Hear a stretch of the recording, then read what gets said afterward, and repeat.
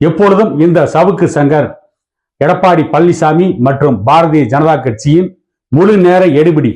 இவர் காவி உடை போடாத சங்கி, இரட்டை இலை சின்னத்தை கையிலே பிடிக்காத அதிமுகவின் தொண்டன் என்று சொல்லத்தக்க அளவில் எடப்பாடி பழனிசாமிக்கும் பாரதிய ஜனதா கட்சிக்கும் எந்த நேரத்திலும் விசுவாசமாக இருப்பவர்.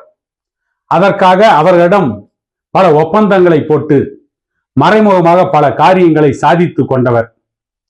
ஊடக விபச்சாரத்தில், ஏனென்றால் இந்த சவுக்கு சங்கம் நடத்துவது ஊடக வியாபாரம் கூட இல்லை, ஊடக விபச்சாரம் தான்.